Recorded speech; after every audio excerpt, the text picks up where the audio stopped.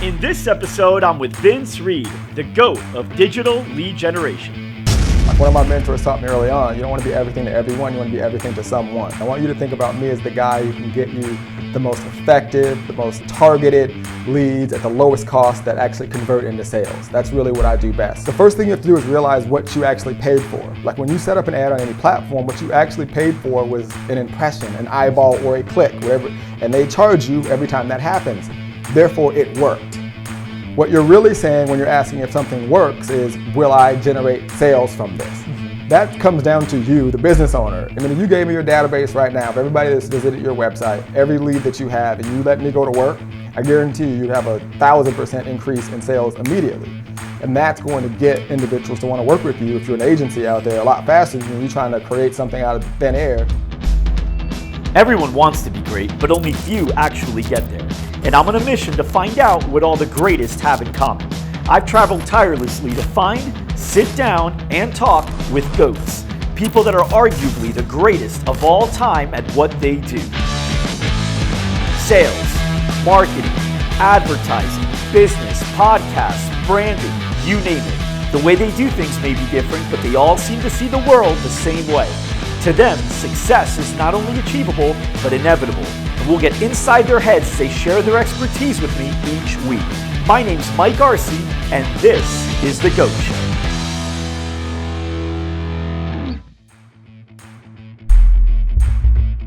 This episode is sponsored by Billy Jean is Marketing. I signed up for his training years ago, and it was hands down one of the best decisions I've ever made.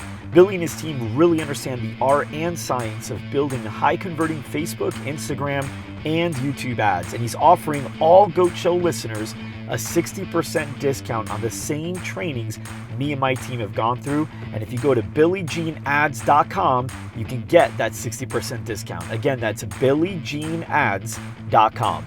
Their support is fantastic, and everything he does works extremely well with our favorite tool, ClickFunnels. If you're gonna run YouTube ads or Facebook ads or any type of paid ads, you should never run it to a website. You'll waste a ton of money and pay way too much for your leads. Landing pages should always get the traffic, and ClickFunnels is the best tool for the job. And right now, ClickFunnels is offering a free 14-day trial at clickfunnelspromo.com. Again, that's clickfunnelspromo.com.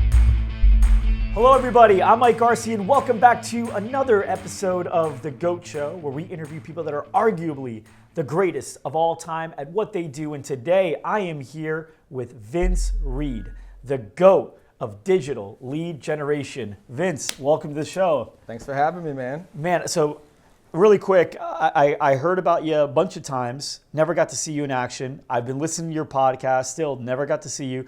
I even went to an event that you spoke, and I couldn't make it to your particular talk, and people sent me your recording of your talk, and I listened to it, and I actually had to stay in the garage for like 10 minutes to finish it. I pulled up to work and I had to finish it because it was so good. You turned the car off though, right? Yeah, I turned the car off. Make sure you did that. Yeah, no, it was good.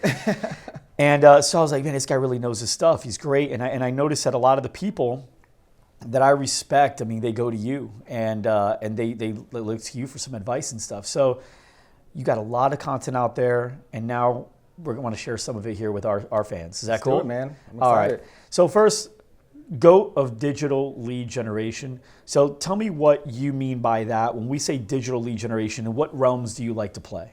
Yeah, for me, it's all about paid advertising on multiple platforms. You have a lot of people out there, they're the best at Facebook ads or YouTube ads or Google ads. For me, it's been a long time. I've been doing this full time since 2008. And it didn't start off this way, but we've really figured out how to strategize on multiple platforms. And that's really what I specialize in. And, often we'll get people that say, Vince, are you the guy I should come to if I want millions of leads and, hundreds of thousands of clicks? I say, I guess I could do that, but that's not how I really want you to think about me. I want you to think about me as the guy who can get you the most effective, the most targeted leads at the lowest cost that actually convert into sales. That's really what I do best. So I can go into companies that are advertising, they're spending hundreds of thousands of dollars, and actually show them how that they can actually invest less but get more and actually expand their reach. the thought process is always that you have to scale by spending more, right. but that's actually a myth. There's ways you can actually, spend less and actually still improve your reach and get more leads. So that's really what I do. So that's something we definitely are going to talk about Absolutely. today. So we're going to talk about that. We're going to talk about some great strategies, stuff like you shared on the stage, right? And but I also want to start, where did you grow up? I grew up in California, in LA, Los Angeles. In LA. Is that where you still live? I was 8 years old, and then I moved to Orange County with my dad. Oh, so now are you still in Orange County? I live in Orange County. Okay, where in Orange County? I live in a city called Yorba Linda, California. Okay. Very cool. So you grew up, and then you said you were there until 8 years old. I was in LA until 8 years old. We moved to Diamond Bar, moved around a little bit, and then I think we settled into Yorba Linda, which I still live today. Okay. I think I was, early teens. We moved there. Okay. Yeah. How was childhood like for you? It was rough. I mean, I grew up in inner city Los Angeles. It was a single mother, and I tell her each and every day, I'm so thankful that you actually let me move with my father, who was a single father who raised me. Mm-hmm. And it was literally like night and day. I'd go from literally hearing gunshots at night to going to stay with my dad, and it was like this different world. Yeah. And then I have to go back to like my mom, and finally she's like, you know what, I can't have you in this environment. And she let me move with my dad, and that was the best thing for me. So your dad, what did he do? My dad was in insurance. He really was blue collar, worked hard each and every day. I saw him get up, suit and tie, bust his butt, started from the bottom, became an executive in a company, did really well. We were middle class. I never felt like we were extremely wealthy because he would say that I have money, you have nothing. But looking back now, he did really well for himself, considering how he came up and what he did. Wow. Okay. So now, have you ever been employed anywhere, or were you always an entrepreneur? I did. So tell me what you did. What did you do before you were Vince Reed, the digital lead? Yeah, man. GOAT? So grew up. I wanted to be a professional athlete. Played college football at the University of Colorado when they were good. What'd you play? I played running back. Okay. And that was fun. Didn't work out. Thought I was going to play football on Sundays growing up, and there's a lot of reasons which we don't need to go into now that didn't happen. But it was myself. I know looking back, I didn't put in the work necessary to get to the next level. Okay. And it starts early. A lot of people want it to start when you get to college. The preparation has to start when you're in like Pop Warner if you want to get to that next level for all of you young athletes out there. I didn't want to be that athlete that went home and another washed up athlete working at the grocery store. So I fell into real estate, and at that time, if you had a pulse, you could make money, and I did pretty well. Blew a lot of money. I was young. Around what time is this? This was 2006, between 2004 and 2006. Okay. When I was in real estate. That was a good economy. Yeah, and then I was in when it collapsed, lost everything. I'm talking foreclosure stickers on the door. Had to give my car back to the dealership, couldn't afford it. Girlfriend was paying the bills. Now my wife, that's why I married her. She stuck with me through the hard times. And, didn't know where my next paycheck was going to come from. And I went on Craigslist. I saw this ad that said, make money on Google. And it sounded better than flipping burgers. Yeah. So I dove in, and it was really a split second. I could see how it would work, because I was in real estate. I'd spend $50, $100, sometimes $150 for these exclusive leads, right? Which you'd call, people wouldn't even know what you're talking about. And I'm like, they're generating these leads for a couple bucks. That's what I was learning after I started kind of investigating this whole make money on Google thing. And it just kind of dawned on me. I had this aha moment. It was like, step back and figure out how to do that. Because there's people like you who basically need to learn how to do this. And if you could be the guy that teaches them how to generate leads and customers for their business, you'll never worry about eating again. Yeah. So I just dove in, man. I just went full time. I remember I had nothing. I mean, if it wasn't for my girlfriend, I literally was thinking like, I'm gonna be homeless. Like I saw for the first time how people end up like under a bridge and homeless, because I literally saw nothing. And people have to remember, during this time, the economy collapsed. I mean, there weren't any jobs. It wasn't like, oh, just go get a job. I mean, even the grocery stores weren't hiring. I mean, it was literally rough. So I just dove in. I'm like, I'm just gonna look down. I'm gonna figure this out. A lot of YouTube videos. I didn't have a lot of money. Sold a lot of stuff on Craigslist and just bootstrapped and just figured it out, man, and started making money. And then over, I guess, a 6-month period, I made my first commission. It was a whopping $6.73 selling an affiliate product. Okay. And I thought I was a millionaire, man, because I knew it was possible at that time. And that's when it started. Do you remember what the product was? It was an AWeber affiliate. So I basically promoted AWeber, which is an autoresponder service, which some of you guys may know that people need to follow up with their leads. So someone bought that. So then that was what you started doing, right? You started doing some affiliate stuff. So that I'm sure you did for a little while. Mm-hmm. And then what was the next phase, like the next type of business? Because I know you've pivoted a few times. Yeah, absolutely. So when I first got started, because when you start looking for ways to make money online, you find a lot of business opportunities. So that was what I initially found. But for me, there was no way I was going to go from this real estate guy to calling up friends and family, pitching them some business opportunity.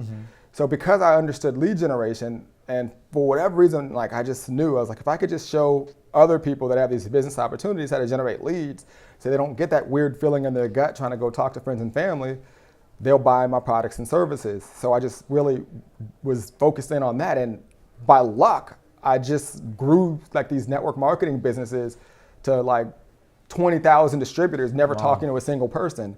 So people would call me and they're, how did you do that? And then the company said, we don't want you teaching anyone else these strategies. So I said, I didn't get into this to be a glorified sales rep. So I'm like, okay, well, keep your money and I'm out. So I started a training company teaching at first, people in direct sales, network marketing, how I did it, how I used the internet. And that kind of, sparked my interest to teaching entrepreneurs and where I am today. So that's how it kind of started. And where are you at today? What's your main business now?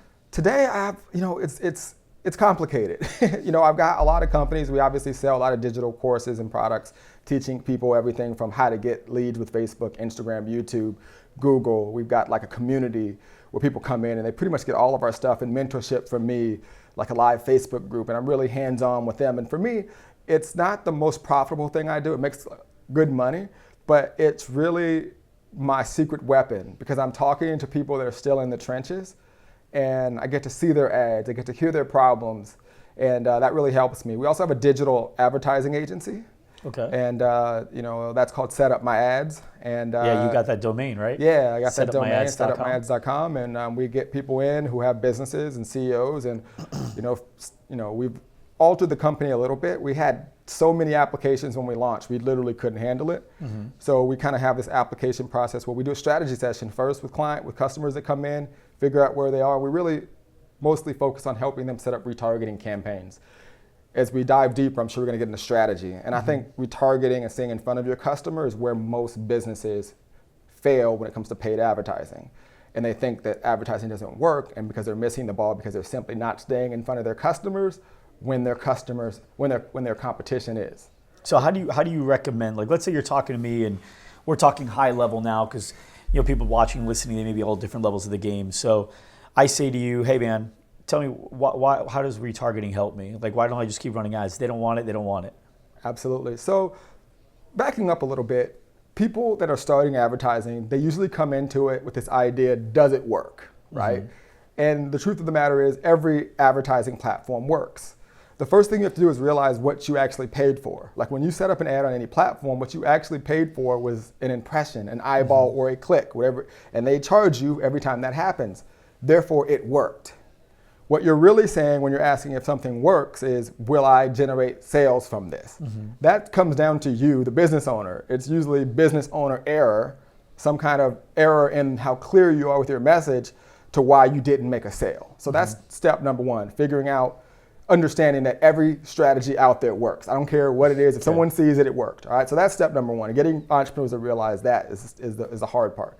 So in terms of retargeting, I mean, this is just classic marketing. People from back in the day always said it took 7 to 11 times for a person to see your ad before they buy. So when you run an ad and they see it and they click it, or even if they opt in and they don't buy and you're mad that it didn't work, well, they don't really know you yet. Right. They don't really understand how your product is going to help them get what it is they want. So retargeting is the biggest secret that a lot of the gurus use that give them the advantage to spit out these ROIs that make people go, oh my gosh, you did this with your sales. It's because they're just basically staying in front of their customers to the point where, one, the customer knows, likes, and trusts them, just wants to be connected with them because they see them everywhere. And they don't know that client, or I should say the person that they're buying the product from, is spending the least amount of money to stay in front of them, is basically doing some simple steps to be in front of them when other people that have similar products just simply aren't. So if you can adapt this idea of doing it in the right way, keeping your message clear and direct, and focus on what your product is going to do for a customer with retargeting, every ad campaign you're running now will work. Yeah. Well, because when you're just doing strict targeting ads without the retargeting, you're really just counting on impulsive buyers to get your stuff. Absolutely. Which most people are not impulsive buyers. Absolutely. Right? So you're avoiding all the people that need to think about it or need to be comfortable with the brand. And the funny thing is, there's one thing I do with people whenever they say, like, I don't get it, if they don't see my stuff, why am I going to keep showing them over and over and over? I say, well, tell me about this. Have you been on Facebook today? And they all say, yeah. We're like, great. So have you been on it for longer than 10 seconds to a minute? Yeah. Okay, so you've seen ads already today. Yes. Which ads have you seen? Most people, if they can't remember, they only remember one or two ads. And it's usually like their ad, their competitor's ad, or like an ad for a tool that they use.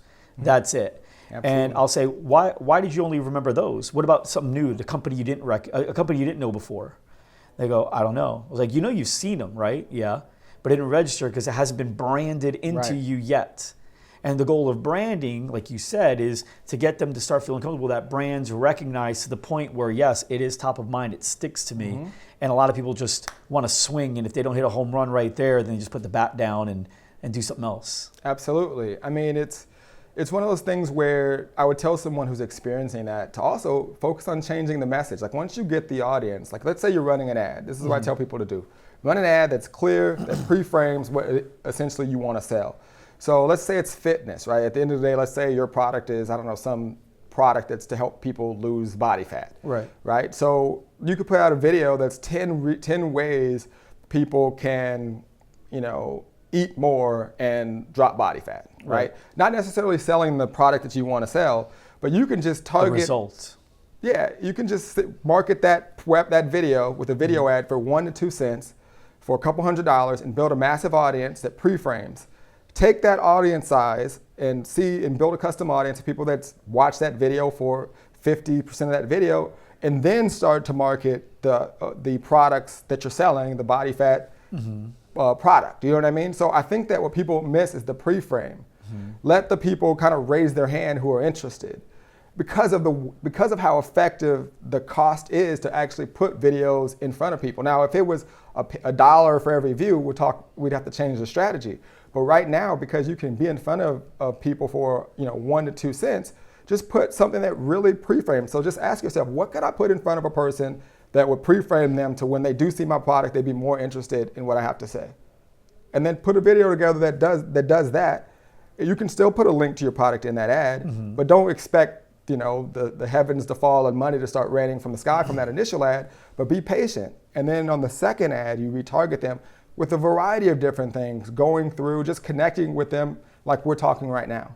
And if people just did those two strategies, they would get massive results on any platform. On the third round with like leads, or even just in the first two? So just the first two. One ad, pre-framing, and then the second ad, just getting them into your making them opt in, like a regular lead capture ad. And what would be a good lead capture ad for that second round now? So we're going to, on the same thing let's on fitness? Let's say we just ran, ways you can eat more and still lose body fat. Okay. Let's say that's the video they watch 50% of, and so now they're going to see your next ad.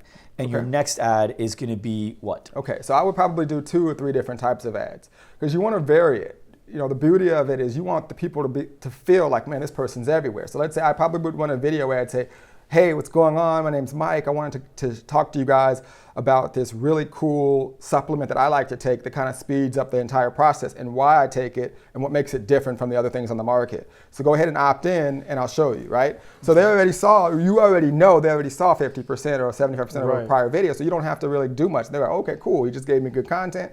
They opt in. Then I might have an image ad that goes like, this supplement versus this, right? And it's just you holding 2 different supplements, or maybe like they can't really see the supplements. What's the difference between these 2 supplements? And they're like blurred out, right? That's curiosity. You just have fun with the marketing.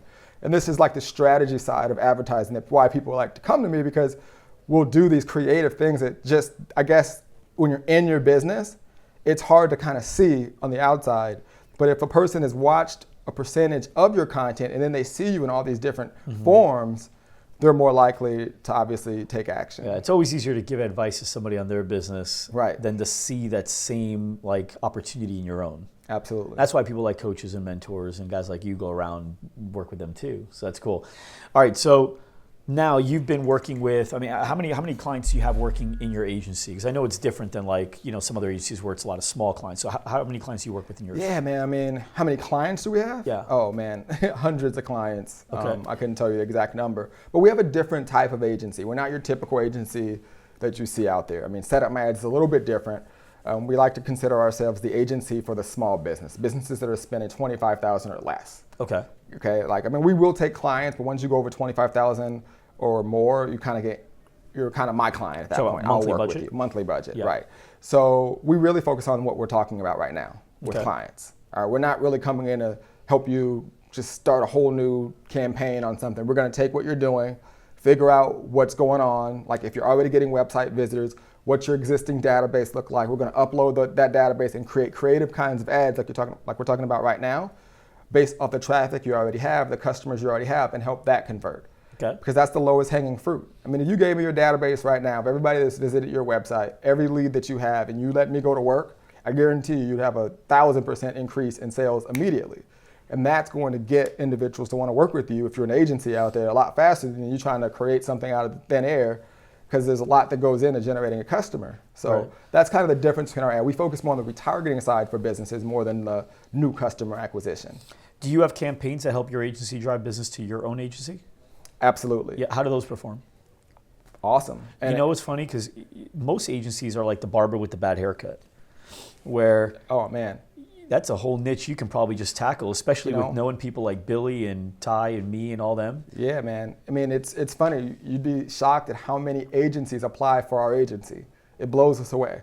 So we'll get agencies that will apply to have us fulfill Really? because they can't. I mean, I would say honestly, 20 to 30% Really? of agencies apply to have us fulfill. Well, because it is different. Right. It's different. It's not like when you're running ads for, let's say, like a fitness studio, that strategy, I mean, there's some things that remain the same, like marketing's marketing in a lot of ways, but there's some strategies that work differently. Like you can't give a free week at a marketing agency, but you can at a gym. Right. It's very different. Mm-hmm. So I'm pretty interested in this. So let's talk about, let's say for an agency, where do you think most agencies mess up? Why are they not able to get the results they need of their campaigns? Where are they missing the boat in most cases? I think there's a couple things. Number one, they don't get a really clear understanding of their client. Okay. And they give them false expectations, right? So, they'll promise results that even the client has never seen. Okay. And sometimes you could have told them something completely different. They would have been happy with that. So have your client have a clear understanding of what the relationship's going to be and what you can deliver for them. And then I think that they just try to be everything to everyone. Like one of my mentors taught me early on, you don't want to be everything to everyone, you want to be everything to someone. Mm-hmm. So niche down. I mean, it's like, why do we focus on retargeting? One, we know it's going to get you the fastest return, and that's easier for our entire agency to fulfill and set up. Mm-hmm. So, niche down, figure out what you're doing. If it's doctors or dentists, it's not entrepreneurs, you know. So that's probably where I see the most of them. What are some of the tools that you will never let go of? Software and tools that you're just like, man, these are my babies right now. That's interesting. I never ever asked that question before. The funny thing is we don't really use a lot of stuff. I mean, we've got our basic CRM system that manages our agency clients. We use ClickFunnels for our capture page software. We use MailChimp. What is your CRM? We actually just started using a new company that I don't think a lot of people have heard of. It's called Dubsado. It's pretty inexpensive. Okay. And I think it's because of the nature of our agency, the way it's set up. I mean, again, people pay for a strategy session first before we ever touch their ads. Okay. So it's pretty easy for us to manage it. I said ClickFunnels. We use MailChimp for our follow-up. Then we use Stripe for our payment processing. I mean, we're very basic setup. It's nothing crazy. Do you guys do anything with texting? We don't. We've tried, but we have not. Number one, we've noticed it definitely cuts down on your leads. Okay. When you ask for a phone number. And just, again, the nature of our business, it's not one of those things where we really had to do that. We played around with it on different webinars and things like that. So you do webinars? Yes, definitely. So you like webinars? I love webinars. Okay, so tell me, because we've actually had Russell Brunson on the show, Love Russell. Yeah, spoke at our event a couple times. He spoke at your event? Yes, absolutely. Was he allowed to sell at your event? He didn't. Actually, no, he did. He did like 40, 50 grand a couple years ago at our event. He did like 3.3. I heard about that. At 10x. It's nuts, man. The guy's a beast. He is a beast. Okay, so I got to hear his take on webinars, and he kind of went through some of like the bars, the metrics that he likes to stand by. So for you, like when it comes to webinar, what kind of cost per registrant are you liking to see? Well, here's another thing I'll go with that. For me, I would rather pay $10 on a lead if it's the right lead and they're going to buy versus having this mindset I need to get a $1 or $2 or $3 lead. Right. All right, but obviously you want to get the lead cost as low as possible. What we typically see is anywhere between a 1 to worst case scenario, I would say a $5 lead. Cost per registrant. That's what we try, cost per registrant to the webinar. So let's say you had 100 registrants, and you probably go for bigger numbers, but let's just say you go for 100. Well, actually, that's a good question. How many registrants do you aim for in a webinar? Well, depending on the type of webinar. So we've got webinars that we put in our funnels. So as leads are coming in, which we're typically on any given day generating between 200 to 4,000 leads in one day, just depending on what's on each in that day. Any auto webinars, or is everything live? Automated. Well, we do some lives. Like I actually just the other day did a live webinar, and that'll be to our list. Most of the time, my live webinars are to my existing list. But on the front end, like if we're trying to do front of funnel, like webinars, typically there'll be automated webinars. But we'll put webinars in the funnels. Okay. So people will go on a webinar, and then they'll invite them to another webinar. It's automated, and they're constantly being put through this process. Got it. Okay. Yeah. So now let's say you have 100 registrants. What's you're excited if how many show? Today, depending on your follow-up, and this is a skill that I think just from experience, the average person is going to be happy today if it's automated to get anywhere, but I would say between 10 and 20% with automated webinars. People know. But if you're good and you're good with follow-up, you're probably going to see anywhere between 30 and 50%. Okay. And then 100 people registered. Actually, let's say 100 people showed. Let's go that way. 100 people showed. How many of them would you like to say bought? If you're using like the perfect webinar script, for example, which all of you guys should check out, you should be converting worst case scenario 8% if 8%. your marketing is targeted. Okay. I know that people go, that number's crazy, Vince. I would say then your message isn't clear. Right. Right? Like if I'm in the desert and I'm dying of thirst and I'm hungry and you drive up and you got a cooler full of water and food and I have money and you say you want this, what's the likelihood of me buying that from you? Yeah, of course. So, but if I'm sitting there at a buffet and then you drive by and you say, hey, you want this food, what's the likelihood of me buying that food? Right. So I think a lot of people have too many people already at the buffet trying to sell food. So that's why their conversions are like 1-2%. And the people are buying out of just, let me just see what this is all about. Yeah. Versus getting a person primed and ready for what you have to offer. And you should be at 8% or higher. Okay, awesome. So you do webinars, which is great. Not a huge fan of the texting. What about bots? We just started getting into bots, like the Manny chat on Facebook. It's interesting. I don't have it's too new. And a lot of people will claim, you definitely will get better open rates. I have seen that work. We have it. I'm still figuring it out. I think it's too new to really have this is the next thing. I definitely am paying close attention to it because for me, it's all about list building. It's about building that list, communicating with the list, but I think you've got to be really careful. People that are using ManyChat, you just got to be careful with the way that you use it. It's not email, and I see some people using it like it's email, and it's more about just making the person feel like you're sending them a text message, and you're just communicating with people that you actually know. Right. If you can make it feel like that, I think you'll do well with it. Okay, awesome. YouTube. How does that play into your business? Do you like YouTube? Love it. Okay. And it's probably 90% of what we're focused on these days. Really? Mm-hmm. Okay. So why do you love YouTube? And then next question immediately after is why do you think people aren't using it yet the way that you are? Oh, man. So I love YouTube. One, I came in with Google AdWords. That's when I started. It's still my baby. I feel like Google AdWords just outpriced themselves in the market compared to the other platforms. If you have the right type of business, it's still effective. I love YouTube because there's nothing like search traffic. I'll give you the difference. Social media, Instagram, Facebook, it's like you're driving on the freeway and you see a billboard. Essentially what we're doing is we're running billboard ads to people. The difference is with a billboard, it's interruption marketing. With a billboard, you're driving on the freeway and you just see billboards and every now and then one will catch your eye. The beauty of Facebook is that it's like, imagine you're on the freeway and all of a sudden your car just stops. You can't drive anymore. I'm going to tell you Facebook, and then I'll get to the YouTube. Imagine you get to you're on the freeway and your car just stops, and it goes, you can't keep going any further unless you're between the ages of 25 and 42 and you like sports and Tony Robbins. Okay, that's the beauty of the billboard that you put on Facebook. Still interruption marketing, but with search traffic, YouTube, it's someone in the act of looking for something specific. So what you got to do again is take yourself out of your business and ask yourself, what are people searching for on Google? Because YouTube basically was purchased by Google. So if you look, you do any search right now, go search on Google, anything, I guarantee you'll see a YouTube video on page 1. So if you think differently about what people are searching for a specific product, you can have that video show up immediately, right now, without any, I know a lot of people are, how to get your video ranked. That's great, do all those things, but how about skipping all that rank SEO stuff and just be there when they're searching? And that's why YouTube is powerful. Okay, now why people don't use it? People don't use it, they just don't know, they're so clouded by Facebook. Everything you see is Facebook ads. I think there's a bit of fear for video, not knowing how to do it. It's probably, if not more, just as cost effective as Facebook. And it's better. You're catching a person in the act of looking for something specific. You know, the biggest thing I learned from one of my mentors was capture what's going on inside of your prospect's mind. If I want to learn how to get leads online, I can make a video titled How to Get Leads Online and put an ad up and say, hey, you're watching this video because you want to know how to get leads online. You can't do that on Facebook. Right? So right there, I don't even know, it really isn't even fair. You know? So now there's 3 different types of ways you can advertise on YouTube, I believe, right? There's TrueView ads, there's search ads, and there's display. Right? So which ones do you favor?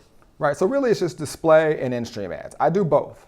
All right, so put it this way, if you go back to the retargeting talk we had earlier, I would focus on the retargeting side, more on the in-stream, and the out front videos more in the search in display. So if somebody already saw your ad or watched a video on Facebook or something like that. Then I like to interrupt them more. Now, again, remember what we said earlier, for me it's about efficiency. Right. I understand why people love the branding and they like to go to cold traffic with in-stream, and it crushes, it converts, it works. Right, hands down. But if you take a different approach and you want to make more money, spend less, and still scale, like I talked about, I can go play with the whole how to build a business online. And someone is searching for that, and then my video comes up in the results, and they actively move their mouse and they go click it. Then they actively watch a percentage of that video. I can then retarget them when they're watching anyone else's video. Okay. Which one's going to be more effective? Me interrupting you when you're trying to go watch, some video on YouTube, or you actively were searching for something, now you're going and you saw me, and then you go watch a video you wanted to watch, and then you see me again.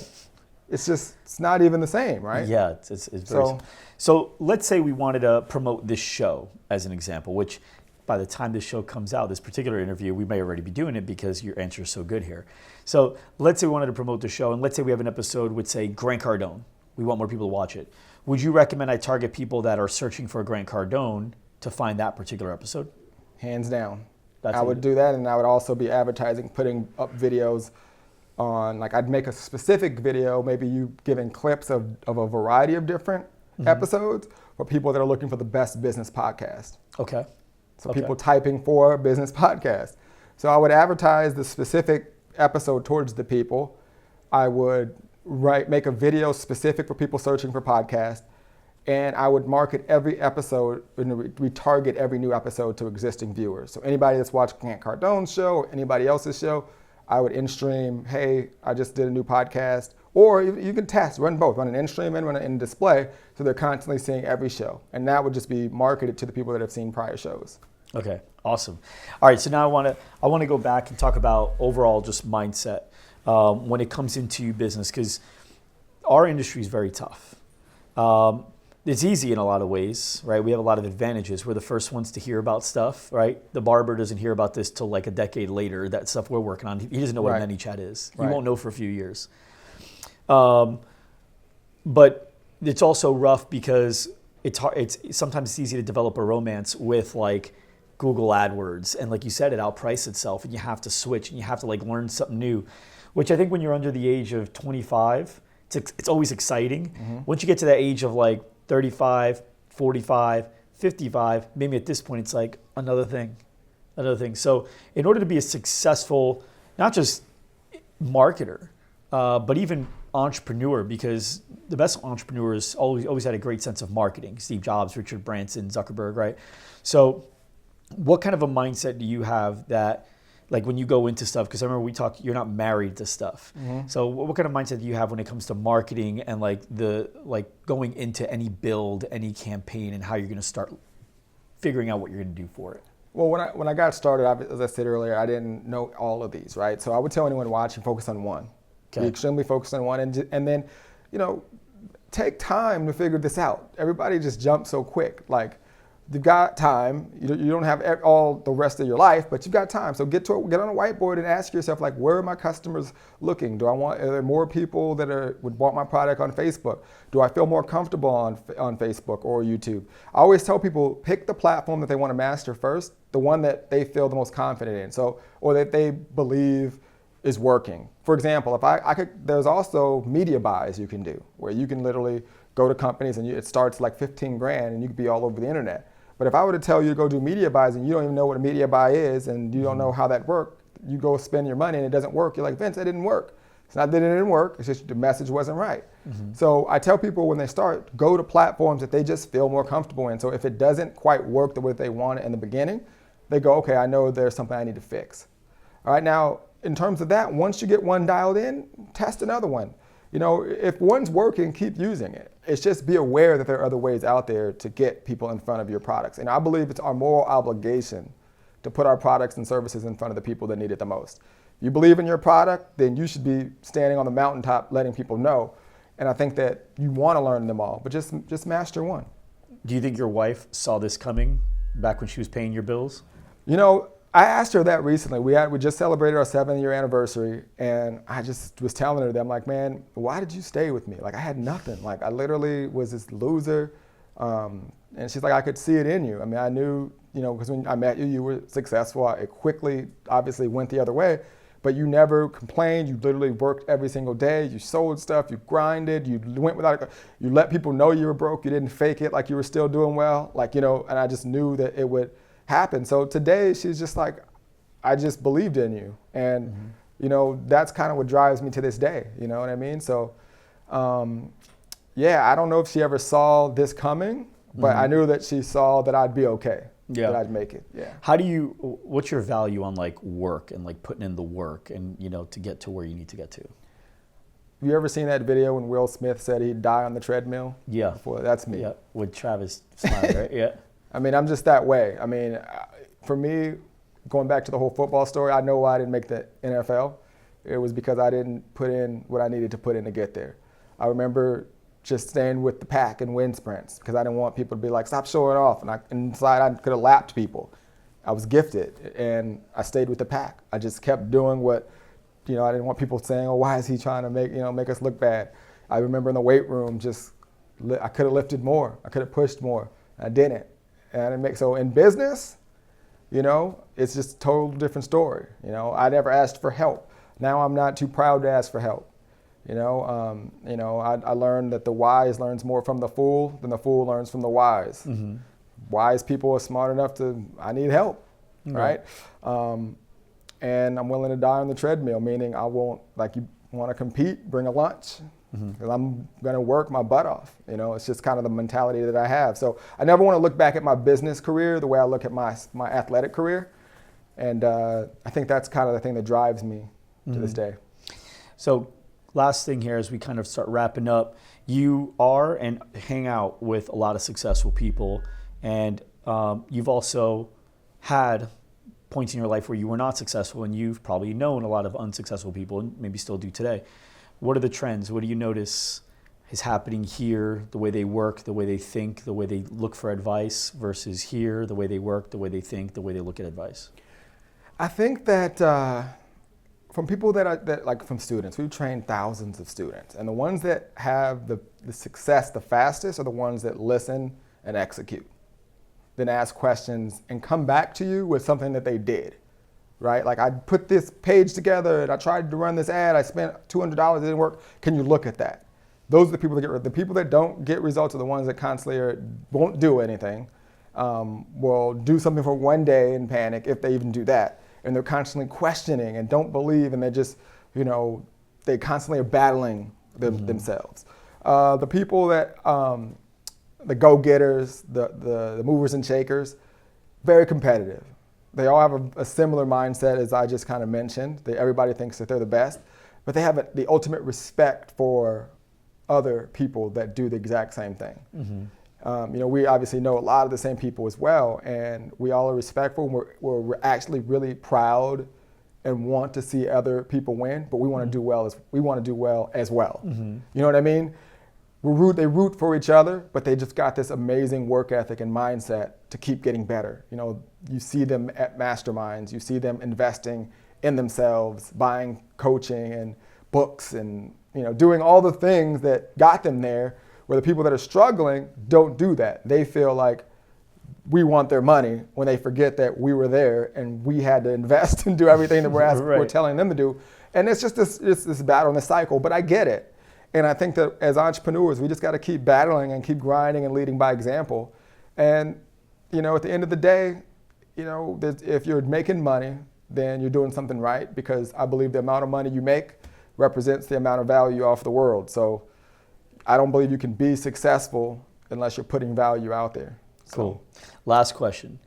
If you could have dinner with any person, 2 hours, and you could ask them any question and they had to tell you the truth, they had no choice. They had to be honest 100%. They couldn't hold anything back. Who would you sit down with, and what kind of questions would you ask? Could it be like a business or just a fun thing? It could be anything you want. Anyone you want. Just somebody you're like, I'd love to know everything that's going on in this guy's head in life. It has to be one. Let's make it a dinner party. All right.